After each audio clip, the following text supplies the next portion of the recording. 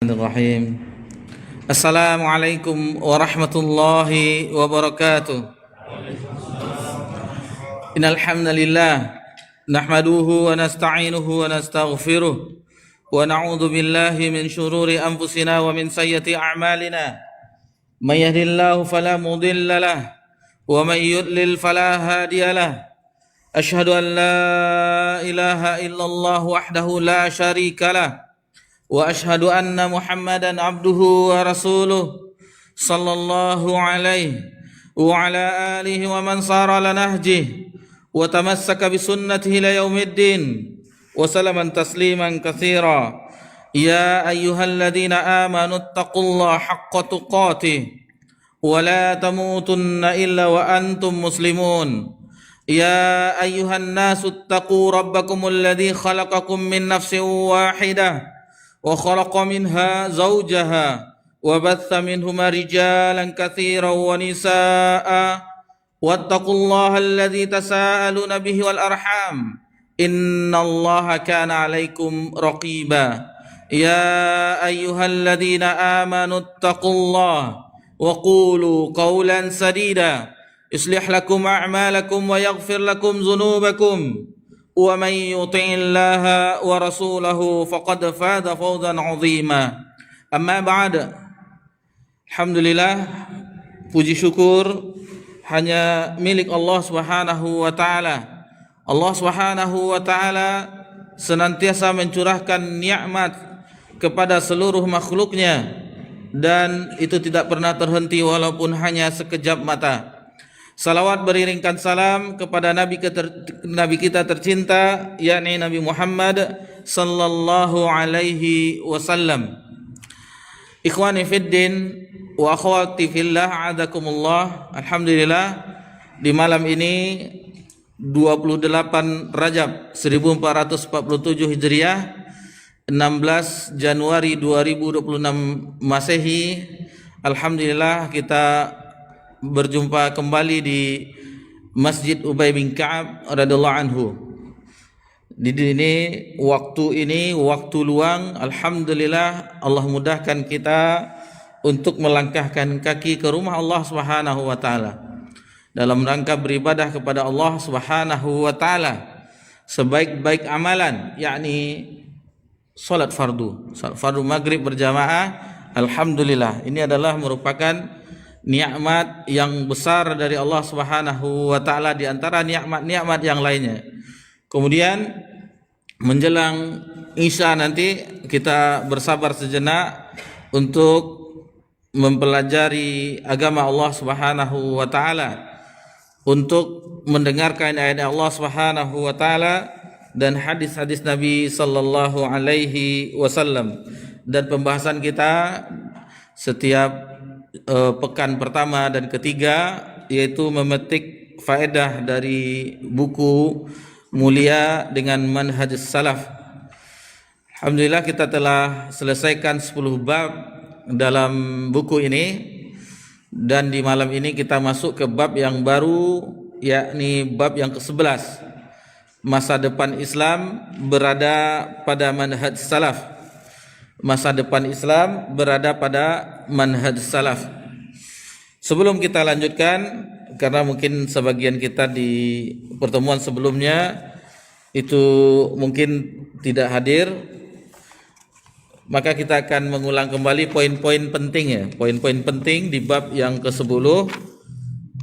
Beberapa poin, ada 14 lebih kurang poin pada bab 10, yakni berbagai faedah, buah dan manfaat yang besar dari berpegang teguh dengan manhaj salaf atau fawaid konsekuen dan konsisten dengan manhaj salaf. Di sini disebutkan beberapa poin yang kita singkat saja.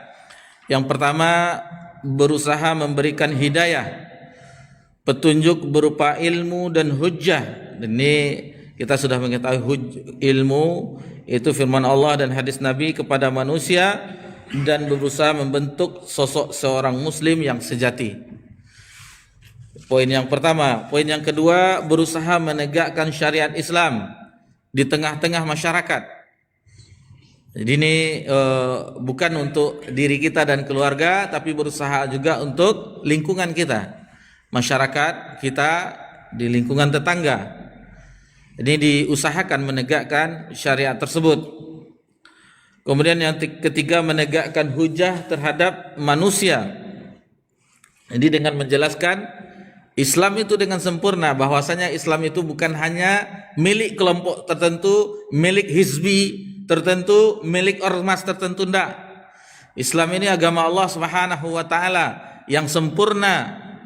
Jadi enggak boleh ini kamilah yang Islam, itu kamilah yang Islam, enggak. Islam yang sebenarnya adalah Islam yang sebagaimana Nabi sallallahu alaihi wasallam telah mengajarkannya kepada para sahabat radhiyallahu anhum ajmain. Kemudian diikuti oleh generasi berikutnya. Jika itu tidak ada di zaman Nabi sallallahu alaihi wasallam, maka yakinilah di zaman ini itu bukan dari syariat Nabi atau syariat yang diturunkan oleh Allah Subhanahu wa taala. Yakinilah, jauhilah. Seandainya itu tidak ada di zaman Nabi, maka sampai sekarang, sampai hari kiamat itu bukanlah agama, tetapi yang dibuat-buat oleh orang, yang diada-adakan oleh orang. Yang keempat, mengajukan alasan kepada Allah Ta'ala, itu dengan maksudnya amanah dakwah. Jadi setiap kita itu adalah umat dakwah, umat Nabi Muhammad, umat dakwah. Kuntum khaira ummah. Jadi engkau adalah sebaik-baik manusia yang dikeluarkan bagi manusia. Ukhrijat linnas ta'muruna bil ma'ruf wa tanhauna 'anil munkar. Ciri khas umat Nabi sallallahu alaihi wasallam amar ma'ruf nahi munkar. Tidak akan tegak agama ini tanpa amar ma'ruf nahi munkar, dan jangan timpang. Ada orang hanya amar ma'ruf saja tanpa nahi munkar. Ada nahi munkar saja tanpa amar ma'ruf. Jadi ada amar ma'ruf mengajak kepada kebaikan, dan ada nahi munkar mengingkari kemungkaran. Kemudian yang kelima, mewujudkan kesempurnaan agama Islam dan membenarkan seluruh nas-nas dari Al-Quran dan As-Sunnah tanpa dibeda-bedakan. Jadi selagi itu dari Al-Quran dan As-Sunnah, itu adalah hujjah, itu adalah ilmu. Yang kedelapan, berpegang kepada manhaj salaf merupakan pengakuan yang hakiki bahwa Allah Ta'ala menyempurnakan Islam dan nikmatnya. Jadi kita harus mengakui bahwasanya Nabi kita tercinta sallallahu alaihi wasallam telah menyampaikan risalah ini. Tidak ada satupun yang tertinggal. Apapun kebaikan yang akan menyebabkan meraih ridha Allah, menyebabkan seseorang memasuki surga Allah Subhanahu wa taala. Begitu juga sesuatu yang akan membuat orang tergelincir masuk neraka Allah wa'alaizubillah, itu sudah dijelaskan oleh Nabi SAW tanpa ada satupun yang tertinggal. Kalau tidak masih ada lagi, tentu tidak turun firman Allah, al-yauma akmaltu lakum dinakum wa atmamtu alaikum ni'mati wa raditu lakumul Islam. Tentu belum sempurna agama tersebut, karena telah disampaikan semuanya oleh Nabi SAW, maka sudah sempurna agama tersebut. Sehingga ketika itu ayat itu turun, ada sebagian sahabat yang menangis, di antaranya Umar bin Khattab, karena ayat itu turun ketika haji wada di hari Jumat, di mana para sahabat berkumpul dan Nabi SAW berkhutbah kepada para sahabat, menyampaikan apa-apa yang penting dari perihal agama ini. Tentunya pengharaman darah, harta, kehormatan kaum muslimin itu tidak boleh diganggu. Harta mereka, kehormatan mereka, darah mereka itu haram.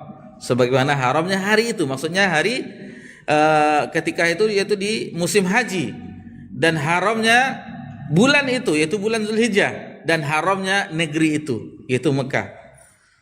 Jadi ini harus diperhatikan, jangan sampai kita melanggar, menumpahkan darah orang, menjatuhkan kehormatan orang, dan mengambil hartanya dengan cara batil. Ini tidak boleh. Kemudian yang ketujuh, berpegang kepada manhaj salaf berarti membenarkan semua nas Al-Quran dan As-Sunnah. Ini tidak ada, ini tidak relevan, ini khusus zaman Nabi, sekarang tidak lagi. Ini begini, ini tidak. Sampai hari kiamat itu tetap berlaku. Syariat Nabi Muhammad SAW itu tidak ada kalau dirubah itu direvisi, tidak ada. Itu sudah lengkap semuanya, tidak perlu dirubah-rubah, tidak perlu ditambah-tambah, tidak perlu dikurangi. Kemudian yang kedelapan, mengagungkan nas syariat. Jadi kalau sudah ada dalil, sebagaimana kita jelaskan, sudah ada dalil, tidak ada lagi sami'na wa ta'na. Kalau sudah itu hujjahnya Al-Quran dan As-Sunnah, maka sami'na wa ta'na. Tidak boleh kita cari hujah-hujah yang lain. Ini kan menurut imam yang besar, ini dan seterusnya. Hatta Abu Bakar dan Umar itu tidak bisa dijadikan untuk membatalkan nas Nabi SAW. Tidak boleh. Manusia yang mulia setelah Nabi SAW, umat ini itu tidak boleh, apalagi yang selain mereka, tidak boleh. Jadi mengagungkan nas, karena itu adalah al-haq, itu adalah kebenaran. Yang kesembilan, berpegang kepada manhaj salaf akan menjadikan seorang muslim selalu mendahulukan firman Allah Ta'ala dan sabda Rasulnya. Itu buahnya, faedahnya. Itu bagi orang yang berpegang teguh dengan manhaj salaf, cara beragama orang dahulu, para sahabat, maka dia akan berpegang kepada, akan menjadikan, mendahulukan firman Allah Subhanahu wa taala dan hadis Nabi sallallahu alaihi wasallam. Kemudian yang ke-10, mengikat hati kaum muslimin dengan para salafus saleh dan para ulama rabbaniin. Jadi senantiasa diikat. Bagaimana pengamalan dari generasi awal umat ini, bagaimana memahaminya, bagaimana seterusnya diusahakan. Apakah Abdullah bin Mas'ud mengamalkan ini? Bagaimana menurut Ibnu Abbas tentang ayat ini? Lalu bagaimana dengan Abu Hurairah menyampaikan perihal ini dan seterusnya. Dan setelah berlalunya waktu, diterjemahkannya kitab-kitab dari Yunani dan seterusnya orang-orang barat ketika itu, maka bercampurlah ajaran Islam dengan buku-buku yang telah diterjemahkan, buku-buku Latin zaman dahulu atau dari Eropa, sehingga bercampurlah ajaran tersebut, sehingga akan ditemukan, misalnya ada orang kita membanggakan Abdullah bin Umar. Abdullah bin Umar tidak berpendapat demikian. Ini apa itu Abdullah bin Umar? Akan kita temukan di zaman ini. Dia manusia, kita juga manusia. Ini dia laki-laki, kita juga laki-laki. Akan ditentang. Kenapa? Karena dia meyakini memiliki kecerdasan. Sama kita dengan mereka. Apa bedanya? Ini yang membedakan kita dengan mereka. Kita selagi pemikiran para sahabat, maksudnya pemahaman sahabat itu masih kita temukan, kita akan mengikutinya. Kita akan senantiasa mengikutinya. Lalu bagaimana, apakah pemikiran kita tumpul dan kita tidak berpikir dalam agama ini? Kita cuman di dalam agama ini yaitu untuk mengikuti. Kita bukan disyariatkan, buatlah syariat yang baru, buatlah sesuatu yang dilarang yang baru. Tidak.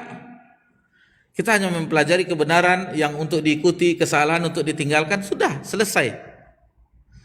Untuk perihal agama, karena ini dari sisi Allah Subhanahu wa taala. Kalau kita buat yang baru, berarti ya kita membuat syariat kita sendiri. Itu makanya ada kelompok ini, ada pemikiran ini, ada hizbi ini. Itulah yang membuat Islam itu banyak corak-coraknya. Tetapi kalau dikembalikan ke zaman Nabi sallallahu alaihi wasallam, sebagaimana sahabat yang ketika itu ada Nabi yang mengajarkan, tentunya akan berjumpa satu titik. Ada dapat yang namanya di media, ya, media, kita hidup di zaman media, ada video kaum muslim dari Cina itu berwudu. Perhatikan wuduknya. Kalau berasal dari sumber yang sama dengan kita, padahal dia di Cina. Tidak ada wuduk made in Cina. Kalau alat-alat ada kan, elektronik semuanya made in Cina. Tapi ini wuduk made in Cina. keluaran Cina gitu, enggak. Sama sumber kita dengan mereka. Jadi ketika mengusap kepala sama juga sebagaimana kita mengamalkannya, karena sumbernya sama. Sumbernya sama, otomatis amalannya juga sama. Begitu juga dengan para ulama rabbaniyin, yaitu ulama-ulama yang kita ketahui bagaimana mereka terhadap agama Allah. Di antaranya yang mengikuti mereka mulai dari generasi tabi'in, al-imatul arba' dan seterusnya sampai di zaman kita ini. Kemudian yang ke-11, menahan diri terhadap sesuatu yang salafus soleh menahan diri darinya. Jadi ketika orang-orang generasi dahulu tidak menahan dirinya, tidak melakukan, kita juga demikian. Kita menahan diri kita juga. Yang ke-12, teguh di atas kebenaran dan merasa tentram dengannya serta tidak berubah-ubah. Jadi kalau sudah ada kebenaran, sudah kita pegang kuat-kuat, tidak berubah-ubah. Sementara orang-orang berada dalam keraguan. Sekarang berpendapat A, pekan depan ada pendapat baru lagi B, tahun depan lain lagi C. Berubah-ubah. Ada sesuatu yang sekarang diyakininya benar, lalu dapat teori baru lagi. Yang diyakini benar disalahkan sekarang. Itulah yang terjadi penelitian-penelitian di akademik sekarang. Oh, ternyata pendapat ini salah.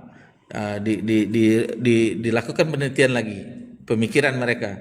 Oh, ini yang baru, pendapat ini dan seterusnya. Dilakukan penelitian berikutnya untuk meraih gelar akademik profesor.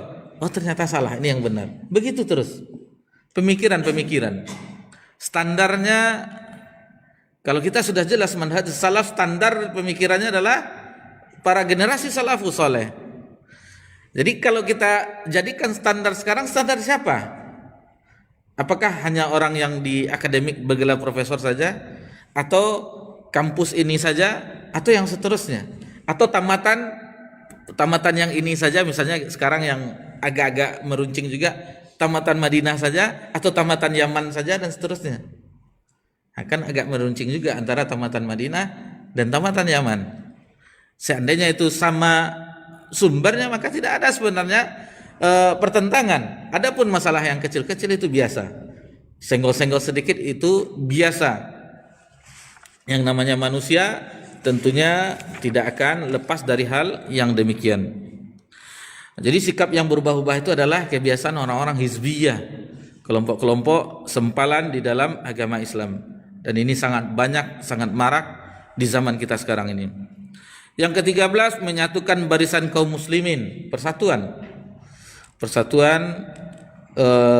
kaum muslimin, yang mana itu adalah nikmat dari Allah Subhanahu wa taala. Fa asbahtum bi ni'matihi ikhwana. Itu adalah nikmat dari Allah. Yang bisa menyatukan hati itu Allah Subhanahu wa taala. Walaupun diinfakkan emas sepenuh bumi untuk menyatukan hati manusia, tidak bisa. Kecuali Allah Subhanahu wa taala yang menyatukan hati tersebut. Yang ke-14, mendapatkan hidayah, pertolongan, kemuliaan di muka bumi dan kebahagiaan hakikat di akhirat. Dan kemarin diakhiri dengan perkataan Imam Malik Ibn Anas rahimahullah taala, la yusliha akhirah hazil ummah illa ma aslaha awwalaha. Tidak akan, generasi akhir ini tidak akan dapat diperbaiki sebagaimana yang membuat baik generasi awalnya. Jadi sudah ada contohnya. Ini contohnya bagaimana Nabi memperbaiki umat. Begitu juga yang kita lakukan di zaman ini. Kalau tidak kita lakukan sebagaimana Nabi melakukannya terhadap umat ketika itu, para sahabat, maka sampai kapanpun, sampai di kiamat, itu tidak akan baik umat ini. Tidak akan baik umat ini. Namun di pembahasan 11 ini insya Allah itu akan kembali ke manhaj nubuwah, yang mana dari zaman Nabi SAW, Khulafaur Rasyidin, kemudian kerajaan kecil, seterusnya, dan kembali lagi ke manhaj nubuwah, yaitu Imam Mahdi. Imamnya adalah Imam Mahdi. Baik, kita ke bab berikutnya, bab yang ke-11. Jadi di sini muallif rahimahullah taala menyebutkan banyak tercantum baik itu dalam Al-Qur'an dan hadis-hadis mutawatir serta pengakuan-pengakuan dari dunia internasional. Ini bukan dari Al-Qur'an dan sunnah saja, tetapi pengakuan dari dunia internasional bahwa masa depan hanyalah bagi Islam. Masa depan ini hanyalah bagi Islam. Padahal mereka mengetahui. Lalu muncul pertanyaan, siapakah yang akan mengembalikan kejayaan Islam tersebut? Adapun kejayaan Islam tentunya akan kembali jaya dengan mengikuti manhaj salaf. Kenapa kita sebutkan manhaj salaf? Mungkin ada yang baru mendengar, kenapa ini manhaj?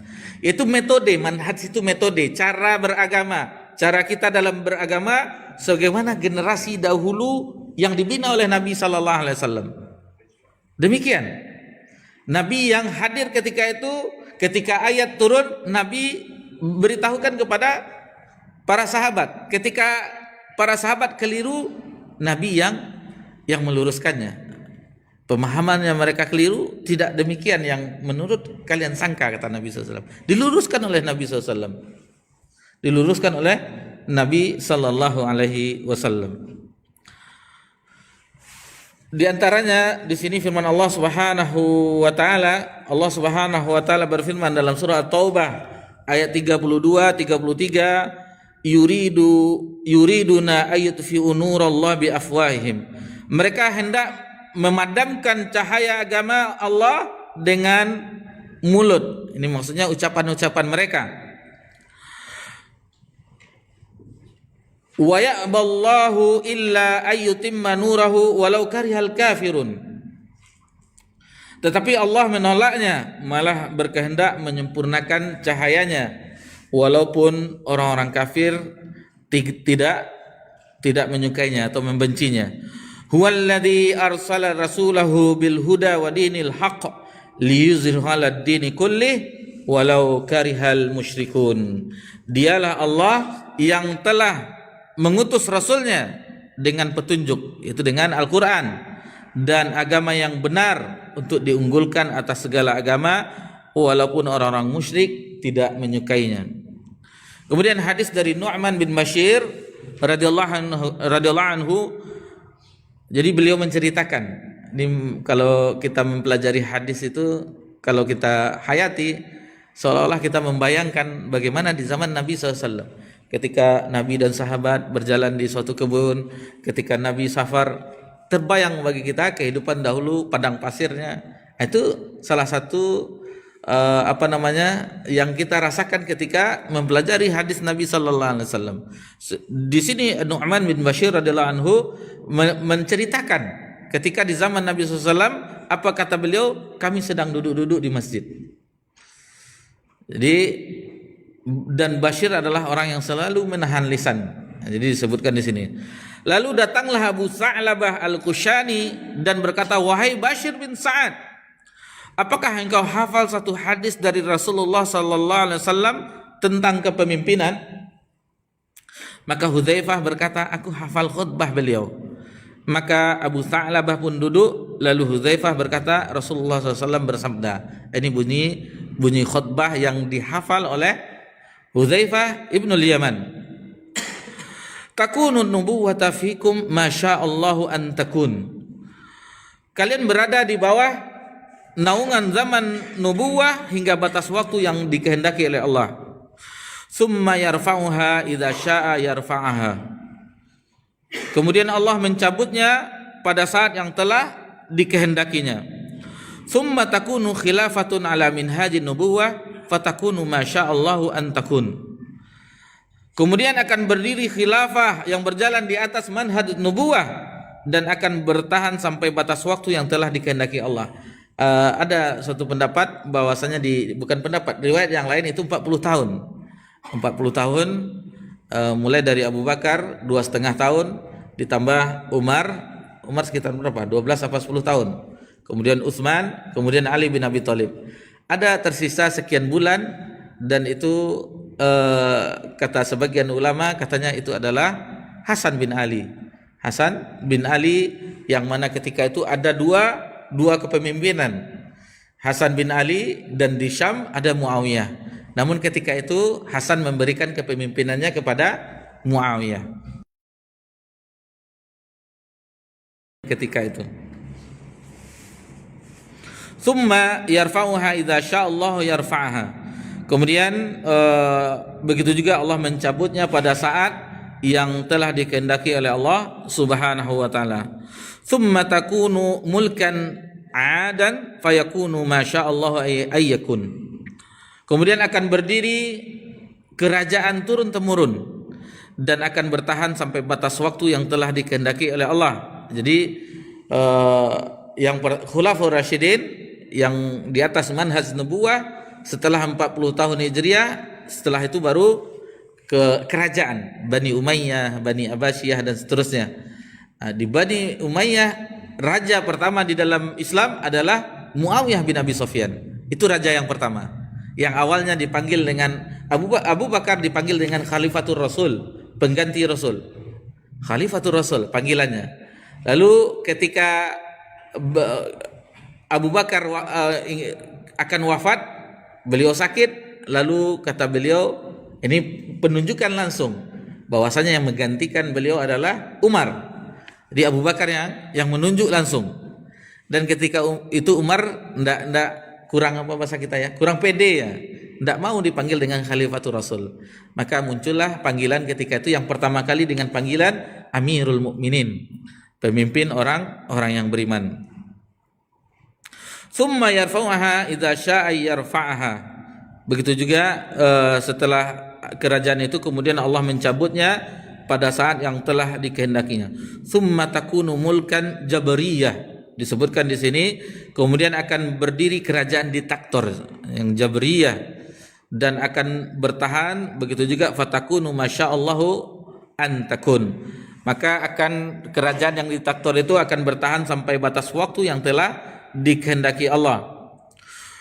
Tsumma yarfa'aha idza syaa'a yarfa'aha, tsumma takun khilafatun ala minhajin nubuwah, tsumma sakat. Jadi ini yang kita singgung tadi. Kemudian setelah itu akan berdiri khilafah yang berjalan di atas manhaj nubuwah. Kemudian beliau diam. Itu adalah yang kita sebutkan sebelum menyampaikan riwayat ini, yaitu adalah di zaman Imam Mahdi.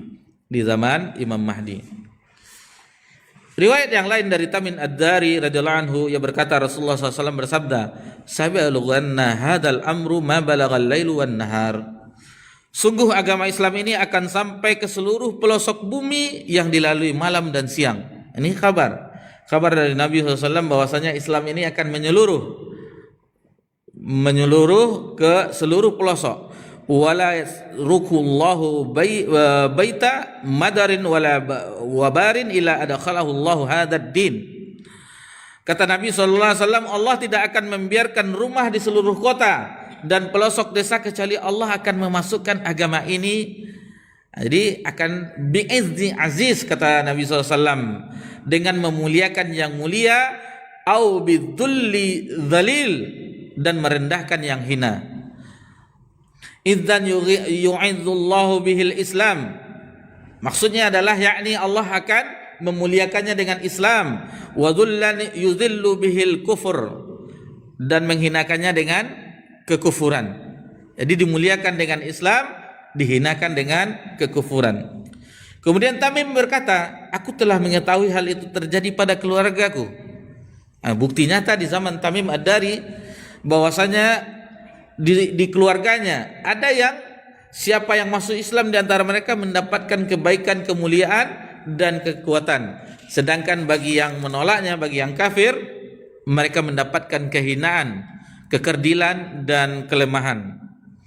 Di hadis ini sahih riwayat Imam Ahmad, Hakim dalam Mustadrak, dan selainnya.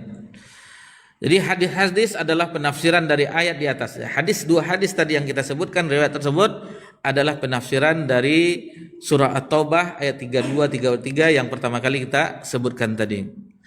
Ada yang semakna ayat tersebut, kan semakna di dalam surah As-Saff kan itu. Wallazi arsalahu bil huda wa dinil haqq liyuzhira ala kulli Wa kafa billahi, kalau yang tadi apa? Wa kafa billahi syahida. Wallazi arsala rasul bil huda wa dinil haqq liyuzhira dini kulli walau karihal musyrikun. Jadi sama dengan dalam surah As-Saff, nanti bisa dilihat di juz 28. Di sini mualif menyebutkan tidak sepatutnya seseorang menyangka bahwa ini telah terjadi pada masa Rasulullah SAW dan masa Khulafaur Rasyidin serta raja-raja Muslim yang saleh. Akan tetapi tidak diragukan bahwa kemenangan agama dan penyebarannya telah meluas pada masa mereka. Namun pembicaraan ini tentang kesempurnaan, dan kesempurnaan itu tidak terjadi kecuali dengan menguasai timur dan barat. Maksudnya menguasai timur dan barat sebagaimana yang dikabarkan oleh Rasulullah SAW, dan itu pasti akan terjadi dan akan tiba masanya tanpa keraguan. Karena Nabi adalah tidak mungkin Nabi berbohong mengabarkan ini. Wa huwa shadiqul masduq, dia adalah orang yang benar dan dibenarkan. Tidak mungkin Nabi berbohong dengan apa yang diucapkannya. Bahkan seakan-akan aku melihat kuda-kuda pasukan kaum muslimin menghujamkan tapal-tapalnya di negara-negara Eropa dan non-Arab seperti yang dikabarkan oleh Rasulullah sallallahu alaihi wasallam. Rasulullah SAW pernah ditanya dari dua kota manakah yang pertama kali ditaklukkan, Konstantinopel ataukah Romawi? Lalu Nabi SAW menjawab, kota Heraklius. Maksudnya kota Heraklius yang pertama kali ditakluknya maksudnya adalah Konstantinopel. Dan telah terbukti, ini kita saksikan sejarah, telah terbukti 800 tahun kemudian ditaklukkannya Konstantinopel oleh Khalifah Utsmani, Turki Utsmani Muhammad Al-Fatih. Itu sudah jelas, sudah nampak buktinya sebagaimana yang dikhabarkan oleh Nabi SAW, dan itu tentunya dengan izin Allah Subhanahu Wa Taala yang sebagaimana dikhabarkan oleh Nabi Sallallahu Alaihi Wasallam.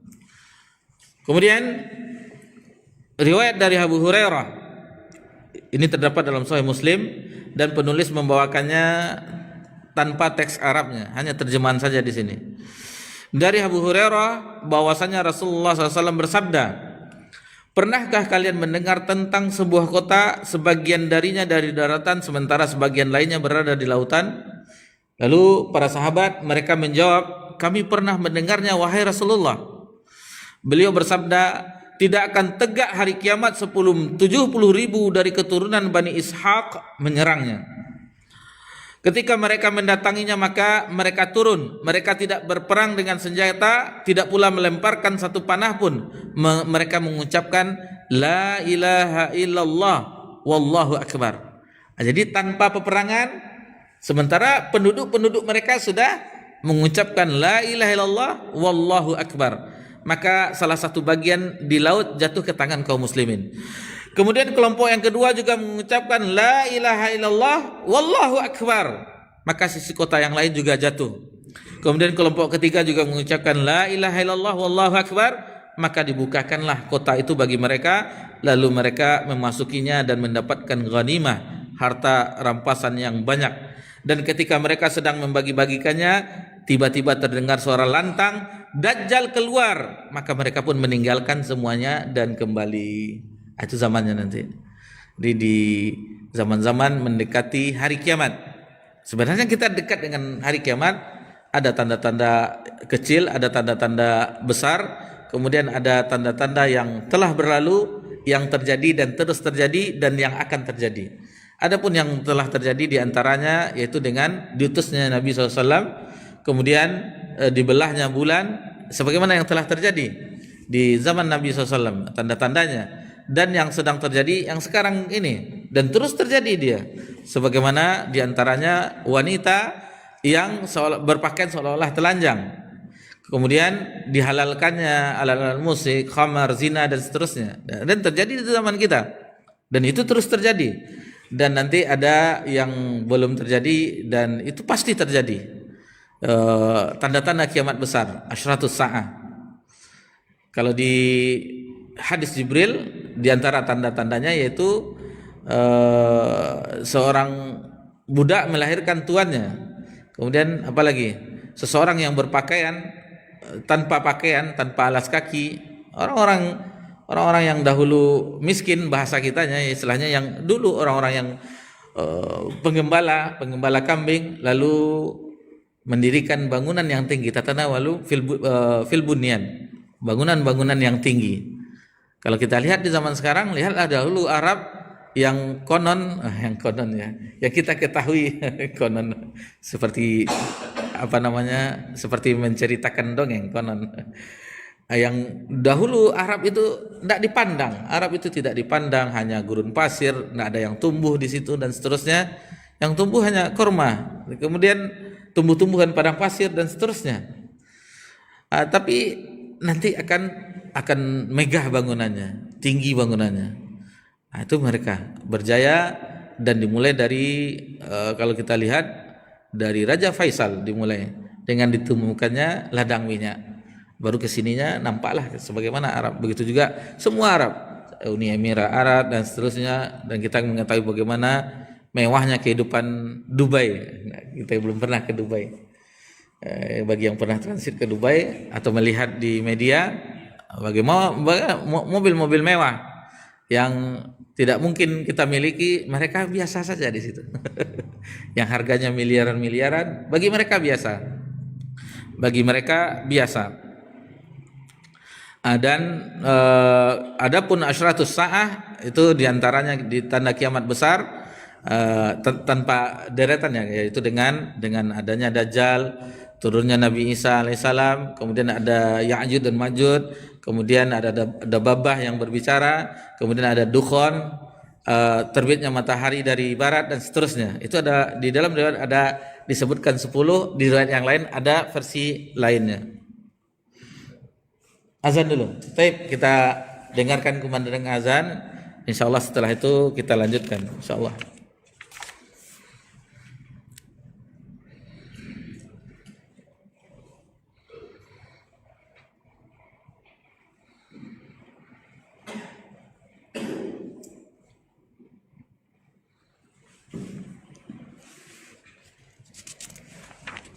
Allahu Akbar.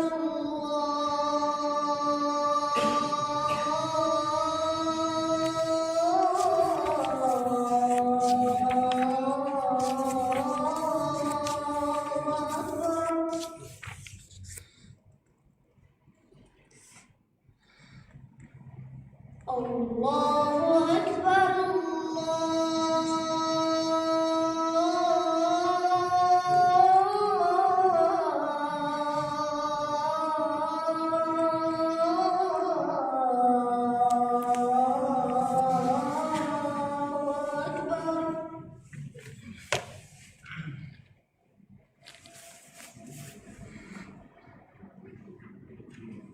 Asyhadu an la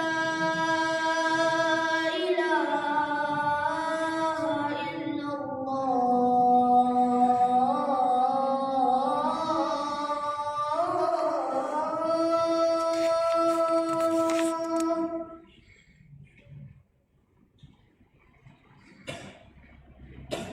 Asyhadu an la ilaha illallah.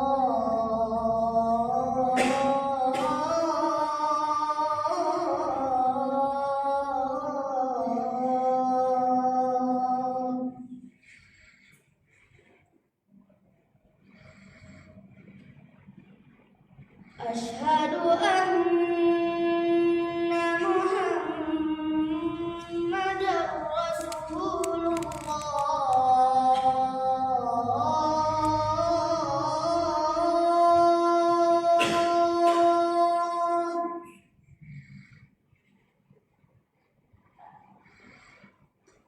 Asyhadu anna Muhammadar Rasulullah.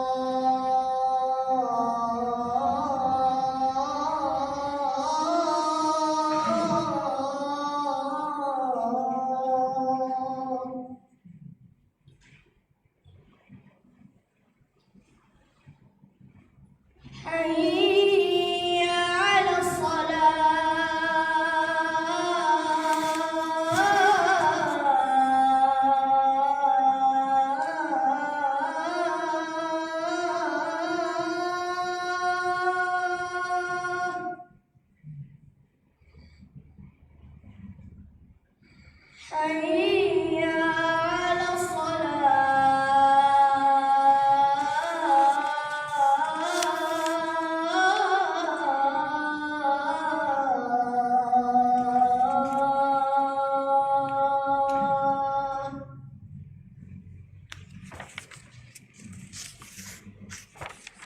حي على الفلاح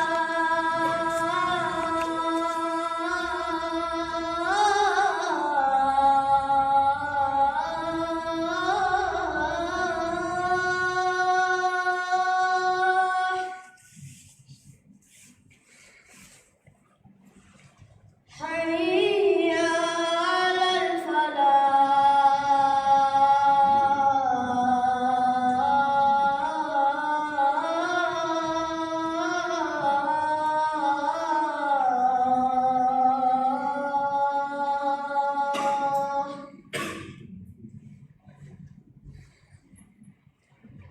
الله أكبر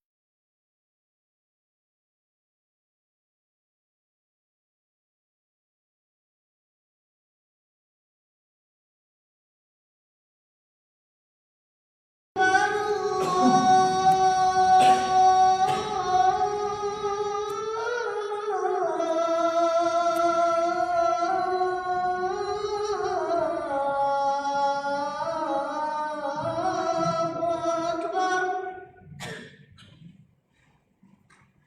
لا إله إلا الله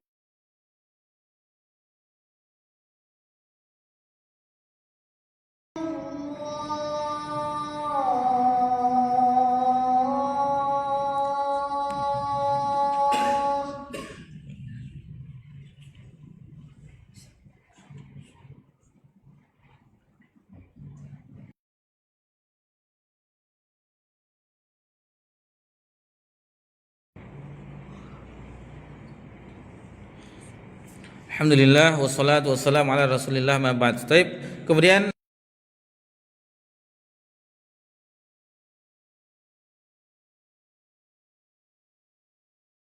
di sini penulis rahimahullah taala menukilkan ungkapan dari Syekh Ahmad Muhammad Syakir rahimahullah taala, penaklukan Konstantinopel yang dikabarkan dalam hadis ini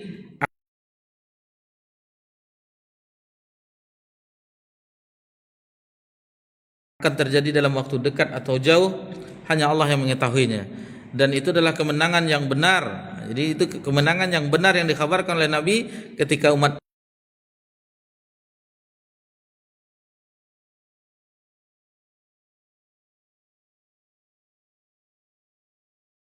Islam kembali kepada agamanya. Jadi yang membuat umat Islam itu kembali kepada agamanya, itu akan membuatnya berjaya kembali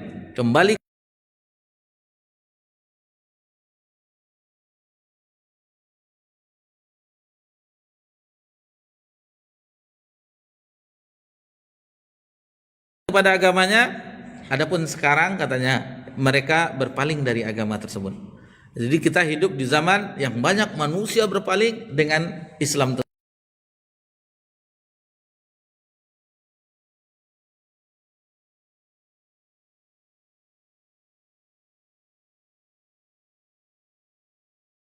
Sendiri.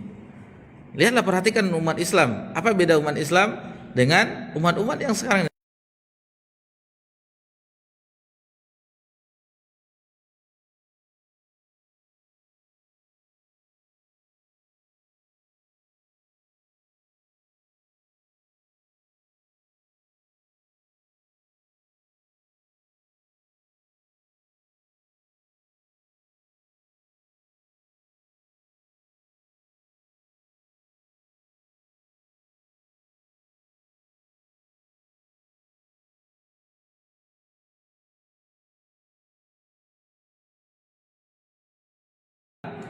Jadi karena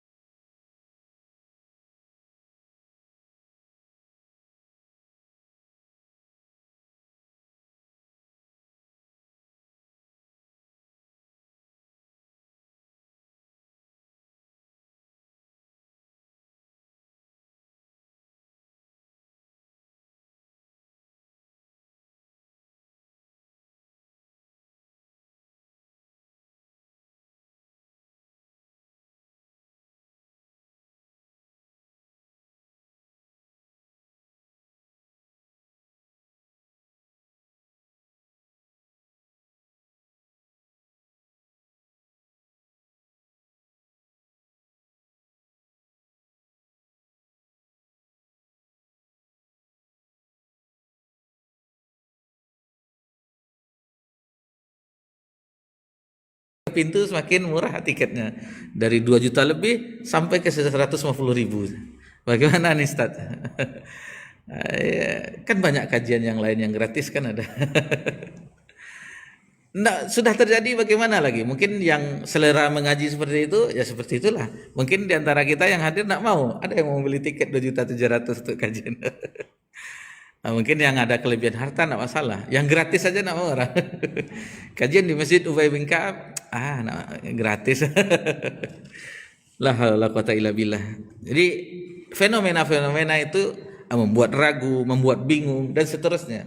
Tetapi kalau seorang berpegang dengan manhaj salaf, apa yang dibingungkan? Beginilah yang dikabarkan oleh Nabi SAW, yang kebimbangan orang ini. Kenapa? Karena masih tidak jelas apa bahasa orang, tidak jelas manhajnya, tidak jelas. Jadi kalau sudah jelas, sudah tahu inilah Al-Quran dan Sunnah ala fahmi salaf, sudah selesai. Apapun yang terjadi itu terjadi sesuai dengan yang dikehendaki oleh Allah Subhanahu wa taala. Jadi sebenarnya umat Islam itu membutuhkan satu manhaj, satu metode yang akan mengembalikan mereka yang manusia akan beradaptasi atau bersesuaian dengan alam yang ia hidup di dalamnya dan menciptakan tatanan masyarakat yang masing-masing individunya menjadi saudara karena Allah. Bukankah di antara salasun ada 3 perkara yang apabila terdapat pada diri seseorang akan merasakan halawahatul iman, akan merasakan manisnya iman. Di antaranya orang yang mencintai Allah dan Rasulnya melebihi segalanya. Yang kedua yaitu mencintai seseorang karena Allah. Mencintai seseorang karena Allah, bukan mencintai karena ada niat yang lain, enggak. Dan ini yang dirasakan oleh zaman Nabi SAW. Mencintai si fulan karena Allah Subhanahu wa taala, bukan karena ingin ini mencintai si fulan karena ada maksud yang lainnya, unsur-unsur duniawi. Itu terdapat. Dan yang ketiga, orang yang ketika dia kembali, yang mana dahulunya masanya kelam, lalu Allah berikan petunjuk, kemudian dengan itulah bersinar dia kembali dan dia takut kembali ke keadaan yang semula sebagaimana dia takutnya dicampakkan ke dalam api neraka. Jadi yang mengikat mereka adalah aturan ilahi, dan sebagiannya menguatkan sebagian yang lainnya. Nah, itulah manusia sendiri tidak akan mendapat atau melihat jalan yang lurus kecuali ia kembali kepada manhaj Rabbnya yang bisa mengembalikan kepada fitrah. Sebagaimana Allah Subhanahu wa taala menyebutkan dalam surah Ar-Rum ayat 30, fa'akim wajhaka lid-dina hanifa, maka hadapkanlah wajahmu dengan lurus kepada agama, maksudnya agama Islam, agama yang fitrah, fitratallahi allati fataran nasa 'alaiha, sesuai fitrah Allah, disebabkan dia telah menciptakan manusia menurut fitrah itu. La tabdila li khalqillah, tidak ada perubahan pada ciptaan Allah. Dzalikat dinul qayyim walakin aktsaran nas la ya'lamun. Itulah agama yang lurus, tetapi kebanyakan manusia tidak mengetahui. Jadi kebanyakan manusia sudah dikabarkan, yang mau belajar, yang ingin tahu dengan agama Allah itu hanya sedikit, karena walakinna aktsaran nas la ya'lamun. Kebanyakan manusia itu tidak mengetahui. Begitu juga dengan pakar-pakar barat. Tadi kita sebutkan ayatnya, hadisnya, lalu perkataan Syekh Muhammad Ahmad Syakir, kemudian Syekh Albani mengenai hadis tersebut, dan ini perkataan orang barat sendiri. Orang barat dengan penelitian mereka, dengan sudut-sudut pandang mereka, dan diantaranya adalah George Bernard Shaw. Ini dinukilkan oleh mu'alif. Apa kata beliau? Aku mempersaksikan bahwasanya agama Muhammad sallallahu alaihi wasallam akan diterima di Eropa nantinya. Dan sekarang ia telah mulai diterima, dan saya berpendapat bahwa sepantasnya Muhammad sallallahu alaihi wasallam disebut sebagai penyelamat manusia. Dan orang yang seperti dia jika memegang tampuk kepemimpinan dunia pada zaman sekarang, niscaya akan berhasil dalam mengatasi berbagai masalah dan akan menciptakan keselamatan dan kebahagiaan di muka bumi ini. Jarak Nabi sallallahu alaihi wasallam dengan Nabi Isa alaihissalam itu lebih kurang 500 tahun. 500 tahun. bagaimana bobroknya dalam masa kenabian. Padahal nabi-nabi sebelumnya itu kadang ada beberapa nabi, karena dia hanya kepada kaumnya, kepada kaum Ad, kepada kaum ini dan seterusnya, kepada kaum Samud. Bahkan itu banyak yang sezaman. Sebagaimana Nabi Ibrahim itu sezaman dengan Nabi Lut, itu nabi yang lain. Bahkan Nabi Yusuf alaihissalam itu ayahnya juga Nabi Yakub, nabi dan rasul, dan para saudara-saudara laki-lakinya itu nabi, tetapi yang 10 itu tidak rasul, tapi nabi. Karena beda nabi dengan rasul, diantaranya nabi itu syariatnya tidak ada yang baru, hanya meneruskan syariat sebelumnya. Adapun rasul itu ada syariat yang baru. Adapun nabi tidak wajib menyampaikan, adapun rasul itu wajib menyampaikan risalah dari Allah Subhanahu wa taala. Banyak yang demikian yang disebutkan bahwasanya di sini perkataan dari siapa tadi? George Bernasco. Ini peneliti barat sendiri yang mengatakan bahwasanya kejayaan itu akan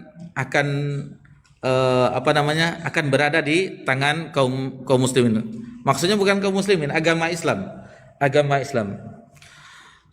Jadi itu persaksian dari pakar, politisi barat, bahkan masa depan nantinya di tangan Islam. Meskipun demikian mereka tetap saja tidak mau menuju Islam, tetapi malah meranginya guna memadamkan cahaya Allah. Ini Allah Subhanahu wa taala sebutkan dalam surah Al-An'am ayat 20, alladzina atainahumul kitaba ya'rifunahu kama ya'rifuna abna'ahum alladzina khasiru anfusahum fahum la yu'minun. Orang-orang yang telah kami berikan kitab kepadanya, mereka mengenal Nabi Muhammad SAW seperti mereka mengenal anak-anaknya sendiri. Orang-orang yang merugikan dirinya, mereka tidak beriman kepada Allah. Jadi ini semua karena adanya hikmah dari Allah Subhanahu wa taala yang sangat bijaksana dalam membuktikan kebenaran firman Allah dan sabda Rasulnya, bahwa kesempurnaan agama dan kepemimpinannya akan terjadi walaupun tidak dikehendaki oleh orang kafir. Jadi ada ayat ujung-ujung ayat tadi yang kita sebutkan, walau karihal musyrikun walau karihal kafirun. Meskipun orang-orang kafir tidak menyukainya dan orang-orang musyrik tidak menyukainya, itu agama itu akan tetap jaya meskipun mereka membencinya. Jadi dari uraian tadi maka jelaslah bahwasanya masa depan itu ada di tangan Islam. Namun akan tetapi apa ciri-ciri manhaj yang akan membawa umat Islam kepada masa depan cerah, kemajuan yang nyata dan kemenangan yang pasti atas musuh-musuhnya Allah dengan izinnya? Di sini dibawahkan pendapat poin yang A, sesungguhnya ia adalah manhaj yang berjalan di atas jejak sahabat Rasulullah SAW. Ini ditunjukkan oleh beberapa hal berikut. Yang pertama, bahwa masa depan Islam akan tercapai dengan mengembalikan khilafah Rashidah di atas manhaj nubuwah, seperti yang tadi kita sebutkan hadis dari Hudzaifah bin Yaman. Yang kedua, sesungguhnya yang telah mewujudkan kemuliaan Islam adalah khilafah Rashidah, Abu Bakar, Umar, Utsman dan Ali. Telah ada buktinya yang datang sesudah masa kenabian dan berada di manhaj nubuwah. Yang ketiga, sesungguhnya Rasulullah SAW telah mengabarkan tentang khilafah Rashidah yang berada di atas manhaj nubuwah. Maka jelas bahwa masa depan seperti masa lalunya berada dalam kemenangan, kemajuan dan perkembangan yang pesat. Yang keempat, sesungguhnya yang mewujudkan khilafah Rashidah setelah masa kenabian adalah para sahabat. Para sahabat radhiyallahu anhum dan orang-orang yang mengikuti mereka dengan baik. Jadi yang mengembalikan khilafah Rashidah di atas manhaj nubuwah ialah mereka yang berada di manhaj as-salafus saleh dari kalangan sahabat dan pengikutnya. Itu yang diambil kesimpulan di sini. Yang kelima, bahwa memerangi Yahudi di akhir zaman tidak dilakukan oleh para sahabat. Lantas bagaimana mendudukkan khitab titah Rasulullah SAW kepada mereka sebagaimana tersebut dalam hadis Abu Hurairah dari hadis Ibnu Umar, Rasulullah SAW bersabda. Jadi tidak mungkin di akhir zaman tidak ada sahabat lagi. Tentu orang-orang yang hidup di situ di zaman tersebut. Tetapi Nabi SAW menyebutkan kejayaannya kembali. Nah, ini yang disebutkan la tuqatilunnal yahud. Kalian pasti akan memerangi Yahudi. Fala taqtulunnahum hatta yaqulal hajar. Sesungguh kalian akan membunuh mereka sampai batu berkata, ya Muslim, wahai Muslim, hadza Yahudi, ini adalah orang Yahudi, fata'ala faqtulhu. Jadi batu pun berbicara itu agar orang-orang muslim membunuh orang Yahudi ke Marirah dan bunuhlah dia. Hanya satu tempat berlindung yang aman, yaitu pohon gharqad. Pohon gharqad di situ baru tidak selagi selain di pohon gharqad, mereka di tembok ini, di pohon ini, di ini akan berbicara bahwasanya ini di belakang ada orang Yahudi, bunuh. Bagaimana kita saksikan, coba kita bayangkan bagaimana jayanya umat Islam ini. Yang mana kita sekarang lihatlah di Gaza, lihatlah di Syam, kita sekarang hina. Nanti mereka yang dikejar-kejar, bahkan mereka sembunyi akan dikabarkan. Ini, wahai muslim bunuhlah. Dia sembunyi di belakang ini. Wahai muslim bunuhlah. Akan dihinakan mereka. Kemudian Ibnu Hajar Asqalani, Al-Hafiz Ibnu Hajar Al-Asqalani rahimahullah menjelaskan maksud ucapan Rasulullah kalian pasti akan memerangi Yahudi menunjukkan bolehnya memberikan titah kepada orang yang bukan pelakunya karena adanya kesamaan jalan dan prinsip hidup. Jadi kalau tidak sama dengan yang berjalan di atas manhaj nubuwah, khilafah rasyidah, itu tidak akan mustahil akan memerangi Yahudi. Karena yang memerangi Yahudi adalah para sahabat radhiyallahu anhum ajmain. Tidak akan mungkin. Yang kita generasi sekarang yang banyak berpecah belah itu tidak akan sanggup untuk melawan Yahudi. Nah, jadi di atas manhaj nubuwah, di atas khilafah rasyidah, dan bagi siapa yang mengikutinya semuanya, misalnya banyak kaum muslimin, otomatis yang akan menyerang orang-orang Yahudi. Seperti titah dalam hadis, kemudian tetapi dimaksud adalah orang yang jauh dari mereka karena mereka memiliki landasan keimanan yang sama, yaitu orang yang mengikuti yang dengan manhaj salaf sama dengan menyamakan apa yang dipahami oleh generasi sahabat, sehingga lafaz hadis di atas sangat sesuai bila ditujukan juga kepada orang yang bermanhaj salaf. Maka menjadi jelas bahwa orang yang datang untuk mewujudkan masa depan Islam adalah mereka yang berada di atas manhaj para sahabat radhiyallahu anhum ajmain. Kemudian yang B, ia adalah manhaj perbaikan, pembenahan dan pendidikan yang lurus.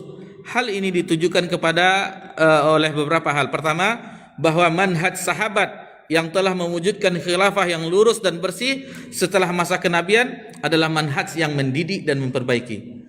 Manhaj yang mendidik dan memperbaiki. Jadi manhaj orang-orang mewujudkan khilafah yang lurus yang berada di atas manhaj nubuwah adalah manhaj yang mampu mengadakan perbaikan dan pembenahan.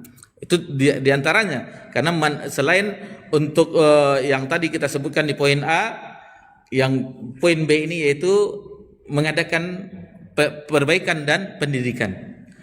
Kedua, bahwa bicara bebatuan dan pepohonan pada generasi yang mewujudkan khilafah rasidah di atas manhaj nubuwah menunjukkan bahwa manhaj mereka adalah manhaj yang mampu memperbaiki dan mendidik. Wahai muslim, wahai hamba Allah, sementara penghambaan kepada Allah tidak akan terwujud dalam diri manusia kecuali dengan perbaikan dan pendidikan. Karena yang dipanggil adalah hamba Allah, wahai muslim.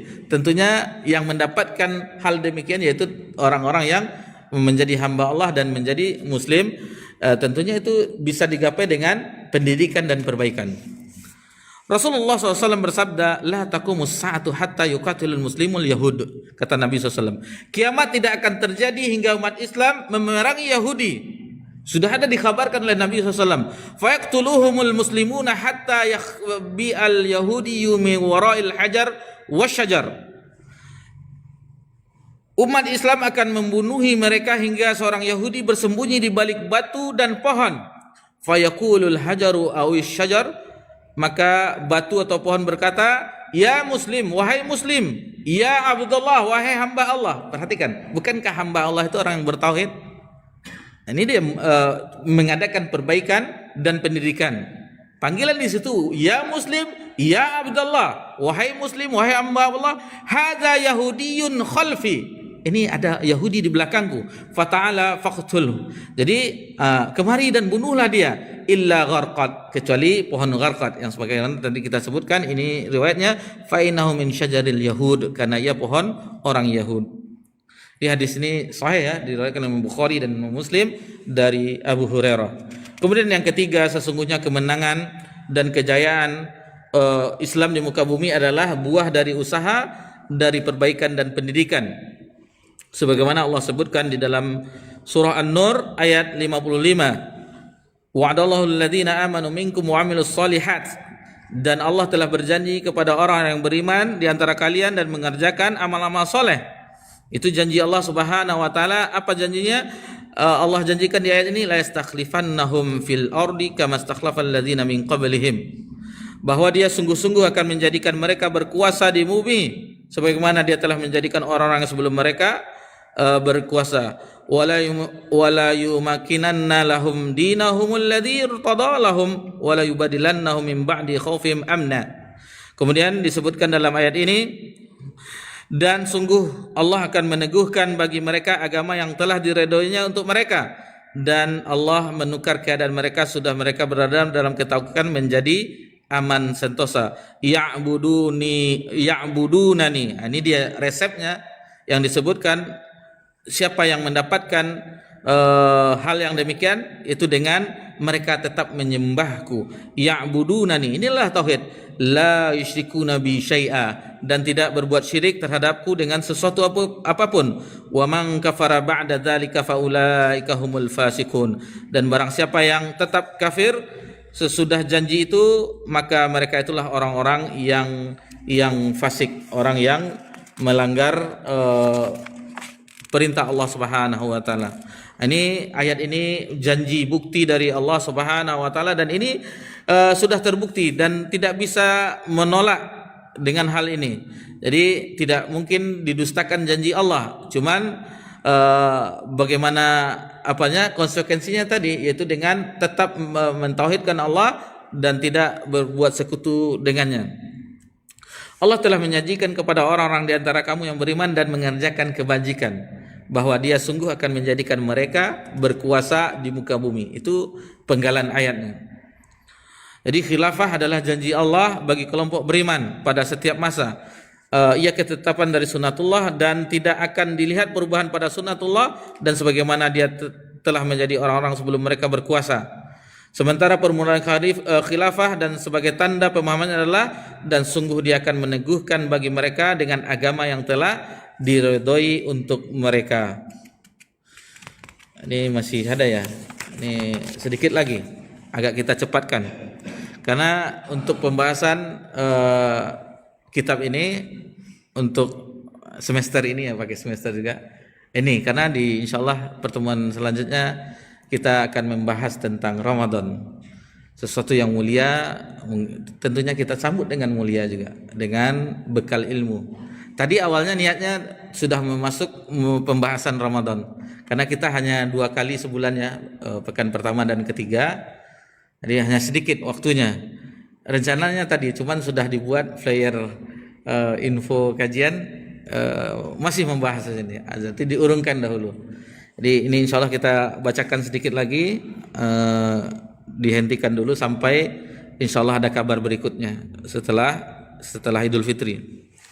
Kemudian kata muallif rahimahullah taala, adapun kekuasaan merupakan awal kekhilafahan. Maka kekuasaan dalam agama adalah mengatur kehidupan dan mensiasatinya. Namun kekuasaan itu tidak dianggap sempurna melainkan setelah mampu meneguhkan hati dengan keimanan. Itu dia, dengan diisi dengan keimanan.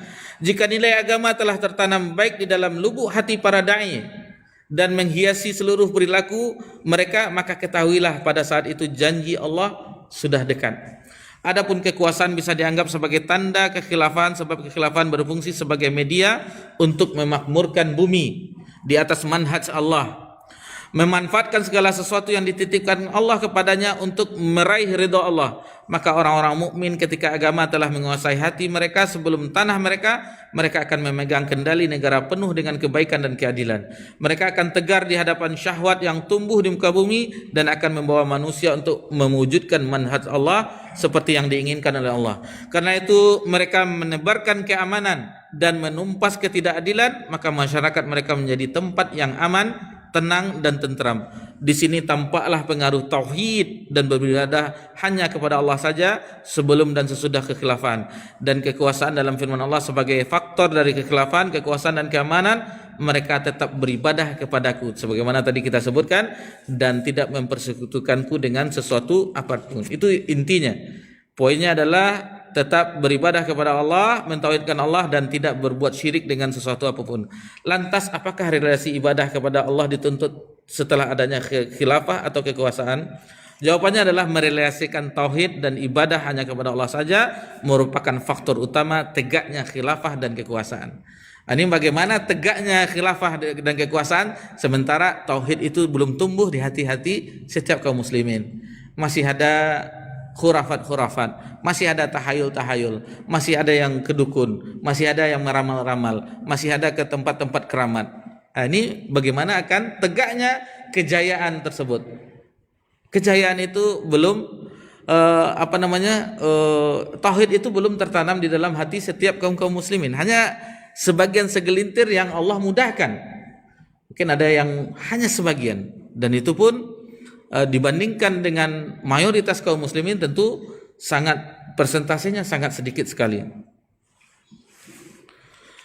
Di sini disebutkan oleh mualif perlu diketahui bahwa sesungguhnya khilafah dan kekuasaan merupakan bentuk beban terhadap diri dan kehidupan. Maka khilafah dan kekuasaan menuntut untuk tidak berlaku sombong dan congkak dan kurang amanah terhadapnya ketika memegang kekuasaan dan teledor dalam menegakkan perintah dan agama Allah. Sesungguhnya banyak jiwa yang mampu tegar menghadapi berbagai cobaan dan kesulitan, tetapi sedikit yang tahan uji ketika berhadapan dengan kekuasaan dan kenikmatan. Disebutkan di sini sedikit yang bisa ketika tampuk kekuasaan itu atau jabatan itu berada, dah tergoda orang. Tetapi sedikit yang tahan uji, kan sedikit yang rata-rata tenggelam dengan hal yang demikian ketika berhadapan dengan kekuasaan dan kenikmatan. Bukankah ujian bisa dengan kesusahan dan kesenangan? Jadi ujian itu bukan kesusahan saja, juga dengan kesenangan. Jadi bagi mungkin ada sebagian kita yang nampak secara zahirnya dilihat ekonominya biasa, itu ujian, memang ya ujian. Dan kesenangan dengan harta yang melimpah-limpah, dengan pangkat, dengan jabatan, itu juga ujian. Jadi ujian itu bukan dengan kesusahan saja. Kenikmatan itu juga ujian dari Allah Subhanahu wa taala. Sesungguhnya ketegaran dan keteguhan hati di atas kebenaran setelah berkuasa menempati posisi yang sangat tinggi di atas kekuasaan dan khilafah, karena itulah yang memelihara dan melindungi utuhnya kekuasaan. Inilah hakikat yang disebutkan dalam Al-Qur'an, itu dalam surah Al-Hajj ayat 40 sampai 41, wa la yansurannallahu may yansuruh. Allah pasti menolong orang yang menolong agamanya. Innallaha lakawiyyun aziz. Allah Maha kuat lagi Maha perkasa. Allazina in makkannahum fil ardi aqamus shalah wa atuz zakah wa amaru bil ma'ruf wa nahu 'anil munkar. Jadi yang disebutkan yaitu orang-orang yang jika kami berikan kedudukan di muka bumi, mereka melaksanakan salat, menunaikan zakat, menyuruh berbuat yang ma'ruf, mencegah dari yang mungkar. Walillahi aqibatul umur. Kepada Allah lah kembali segala urusan. Jadi sesungguhnya yang dimaksud adalah ketegaran di atas manhaj setelah meraih khilafah dan kekuasaan seperti generasi terdahulu yang mampu tegar di atas kebenaran dan manhaj. Padahal mereka mendapatkan bermacam-macam ujian yang berat dari orang-orang kafir. Banyak ujiannya. Kalau belajar sirah Nabawiyah itu sampai periode Mekah 13 tahun lamanya masih ujian.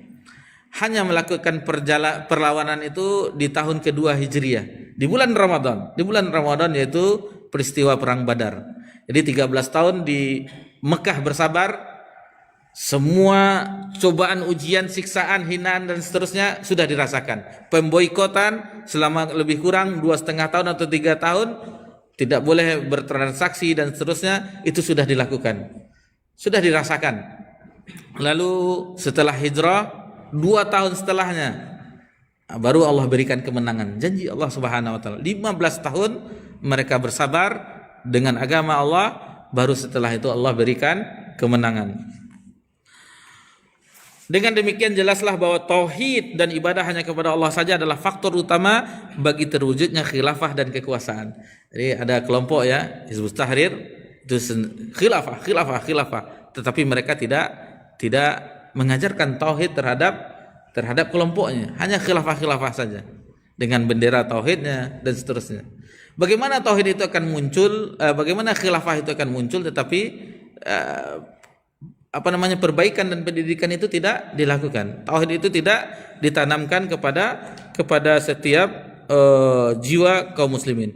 Allah telah mensifati generasi salaf dengan iman dan amal saleh sebelum mereka berkuasa dan memegang khilafah. Maka demikian itu menjadi tujuan utama ditegakkannya khilafah dan kekuasaan sebagaimana yang telah dijelaskan dalam firman Allah yang dalam surah An-Nur tadi ayat 55, Allah telah menjanjikan kepada orang-orang di antara kamu yang beriman dan mengerjakan kebajikan bahwa Dia sungguh akan menjadikan mereka berkuasa di bumi sebagaimana Dia telah menjadikan orang-orang sebelum mereka berkuasa.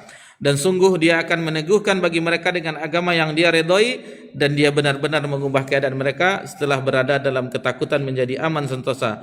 Mereka tetap beribadah kepadaku dengan tidak mempersekutukanku dengan sesuatu apapun. Tetapi barang siapa yang kafir setelah janji itu, maka mereka itulah orang-orang yang fasik. Ini ayat ini telah kita bacakan sebelumnya. Allah memenangkan nabinya, menegakkan agamanya, maka mereka pun menjadi aman, dan janji Allah akan terwujud untuk kesekian kalinya dan senantiasa akan terwujud dan benar-benar terjadi selama kaum muslimin memenuhi syarat diberikan Allah. Mereka tetap beribadah kepada Aku dengan tidak mempersekutukanku dengan sesuatu. Jadi itu intinya, itu dengan mentauhidkan Allah dan tidak berbuat kesyirikan. Akan tetapi kemudian mereka mengubahnya, maka Allah mengubah keadaan mereka. Tetapi barang siapa yang kafir setelah janji itu, maka mereka itulah orang-orang yang fasik. Sesungguhnya tauhid dan beribadah hanya kepada Allah saja adalah hakikat yang besar yang harus diwujudkan oleh siapa saja yang ingin sampai kepada hakikat janji Allah. Jadi janji Allah yang terdapat dalam surah An-Nur itu ayat 55 itu tidak akan Allah berikan tanpa tauhid dan tidak melakukan kesyirikan. Tetapi kalau itu tidak dilakukan, maka Allah tidak akan memberikan janjinya tersebut. Jadi itu intinya, dengan mentauhidkan Allah dan beribadah hanya kepadanya saja tanpa melakukan kesyirikan. Jadi ini yang bisa mewujudkan janji Allah. Sedangkan ia mengetahui syarat-syarat sebelumnya tertimpa keraguan, kebimbangan atas datangnya janji kemenangan tersebut. Sungguh tidaklah setiap kali umat ini berjalan di atas manhaj Allah dengan tujuan agar agama ini seluruhnya milik Allah, maka janji Allah pasti terwujud berupa kekhilafahan, kekuasaan dan keamanan. Allah pasti menolong orang-orang yang menolong agamanya. Jika tauhid dan beribadah hanya kepada Allah saja merupakan sebab utama bagi panutan yang pertama, yaitu Nabi Muhammad SAW dan sahabatnya radhiyallahu anhum untuk meraih khilafah dan kekuasaan, maka begitu pula hal tersebut merupakan sebab utama bagi kelompok di akhir zaman ini, yaitu at-taifatul mansurah, orang yang senantiasa di kelompok yang senantiasa mendapatkan pertolongan, firqatun najiyah yang mendapatkan kemenangan untuk meraih khilafah dan kekuasaan karena mereka satu manhaj dan prinsip dengan Rasulullah dan para sahabatnya. Sebab akhir umat ini tidak akan baik kecuali dengan apa yang membuat baik generasi pertama umat ini. Bagian akhir, paragraf terakhir telah tampak dengan penuh keyakinan dan telah kami lihat secara nyata bahwa manhaj yang mampu mengembalikan khilafah rasyidah adalah manhaj yang berdiri di atas manhaj nubuwah, karena tidak ada manhaj yang mampu mewujudkan masa depan Islam serta mampu mematahkan serangan Yahudi dan membabat habis gerakan setiap musuh yang berbahaya kecuali manhaj salaf. Ini bab yang ke-11, bahwasanya kejayaan umat itu yaitu dengan masa depan itu milik masa depan Islam itu berada pada manhaj salaf. Kalau sudah dikembalikan ke sebagaimana di zaman Nabi SAW, yaitu dengan ilmu dan amal soleh, iman dan amal soleh, kemudian dengan mentauhidkan Allah, tidak berbuat syirik pun, maka tegaklah itu. Allah akan janjikan kekuasaan tersebut. Tetapi ini tidak ada, maka tidak akan Allah berikan janjinya tersebut, yaitu kekuasaan. Malah yang didapatkan kehinaan, dijadikan kita santapan bagi orang-orang kafir. Tapi insya Allah nanti, dan ini pasti ya, insya Allah, karena telah dikabarkan oleh Nabi SAW, maka khilafah rasyidah itu akan kembali sebagaimana yang dikabarkan oleh Nabi SAW. Kalau keinginan kita jangan sampai kan, karena itu dekat dengan hari kiamat. Setelah berkuasa dengan la ilaha illallah wallahu akbar, dengan itu aja menang dengan orang-orang Eropa. Setelah itu keluar Dajjal lagi. Dan ini fitnah yang sangat besar bagi umat ini. Nabi SAW mengajarkan kita agar selamat dari fitnah Dajjal. Selamat dari fitnah Dajjal. Kata sebagian ustadz kita, dengan jangankan fitnah Dajjal, kita fitnah HP saja kita tidak bisa sekarang. Fitnah HP, apalagi fitnah Dajjal yang sangat dahsyat. Taib, alhamdulillah dengan taufik karunia dari Allah Subhanahu wa taala, kekuatan dari Allah Subhanahu wa taala, meskipun agak cepat-cepat bab 11 itu telah kita selesaikan dan kita libur dulu dengan ini. Mungkin sekitar 2 bulan ya, lebih kurang bulan Ramadan, dan di bulan Sya'ban kita tidak membahas ini lagi. Ramadan tunggu dulu kabar dari pihak Masjid Ubay bin Ka'ab. Apakah dilanjutkan atau tidak, nak tahu ya. Wallahu taala alam. Siapa tahu sudahlah, enggak usahlah lanjutkan manhaj salaf lagi ini gitu. Sudah itu terus katanya dibahas. Jadi insyaallah untuk pertemuan yang akan datang, insyaallah kita membahas bulan Ramadan, bulan yang dirindukan oleh orang-orang terdahulu, yang dirindukan oleh orang beriman, keutamaannya yang sangat banyak. Tentunya kita persiapkan dengan iman dan amal soleh. Kita persiapkan diri kita ibarat tamu yang agung. Tentunya kita persiapkan bagaimana panitia penyambutannya, karpet merahnya, harus kita sambut Ramadan itu dengan iman dan amal soleh. Insyaallah kita setelah ini insyaallah pertemuan akan datang seputar Ramadan insyaallah. Mohon maaf jika ada kesalahan dalam pembahasan, maka kita akhiri kajian kita. Wa sallallahu ala nabiyyina Muhammad sallallahu alaihi wasallam wa ala alihi washabbihi ajmain walhamdulillahirabbil alamin. Wassalamualaikum warahmatullahi wabarakatuh.